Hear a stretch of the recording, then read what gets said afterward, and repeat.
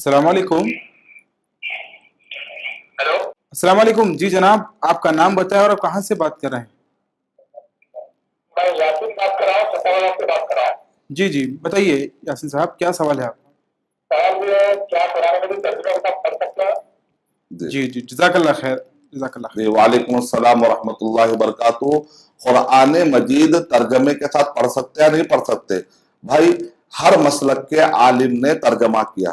اب جو بھی مسلک ہندوستان میں, چاہے دیوبندی ہو, بریلوی ہو, جماعت اہل حدیث ہو یا جماعت اسلامی ہو, جو بھی علماء کرام کو آپ دیکھتے ہیں جن کے بڑے بڑے مدارس ہیں, علماء کرام ہیں, ہر ایک نے اہتمام کیا ہے کہ قرآن مجید کا ترجمہ کرے. اس کا مطلب کیا نکلا کہ عوام الناس قرآن مجید کو سمجھ کر پڑھنے کی کوشش کرے. اب یہاں پر سوال اٹھتا ہے, کیا قرآن مجید کی ہر آیت سمجھ میں آ جاتی ہے؟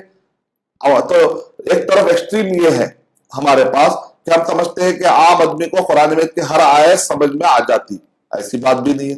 دوسری طرف یہ ہے کہ نہیں, عام آدمی کو کچھ بھی سمجھ میں نہیں آتا.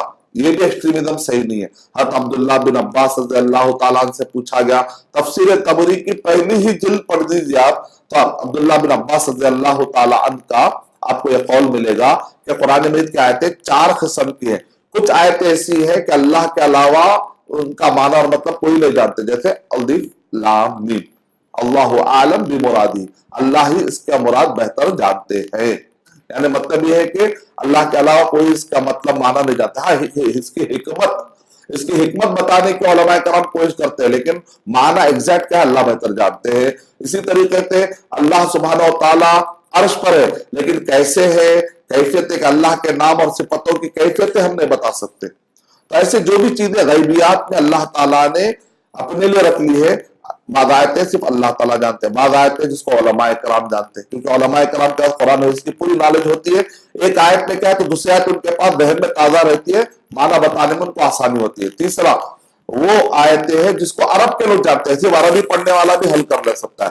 چوتھی قسم کی وہ آیت ہے کہ عام آدمی بھی اس کو جان لے سکتا ہے, ترجمہ کر کے اگر بتا دیا جائے تو جان لے سکتا ہے. جیسا کہ قصے ہے موسیٰ علیہ السلام, نوح علیہ السلام اور نوح علیہ السلام, اور اسی طرح موسیٰ علیہ السلام, ابراہیم علیہ السلام, عیسیٰ علیہ السلام, محمد صلی اللہ علیہ وسلم, یہ جو قصے تاریخی.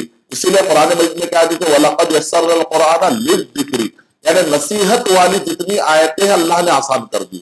تو عام آدمی فَهَلْ مِن مُدَّكِرٍ, کیا ہے کوئی نصیحت لینے والا؟ تو لیول ہے LKG, UKG, 10, MBBS. اس سے مطلب ہے کہ عوام ہے, عربی جاننے والا ہے, پھر علماء کرام, اور باقی کا جو راسخون فی العلم ہے وہ گہرائی رکھتے ہیں, مسئلے مسائل, تفسیر, باریک نکتے ہیں, استنباط کرنا ہے, شریعت کے مسائل علماء حل کریں گے, اور کچھ باتیں غیبیات کی وہ اللہ کے حوالے کریں گے. اس انداز میں اگر آپ قرآن مجید کو سمجھیں گے تو انشاءاللہ آپ صحیح راستے پر ہیں.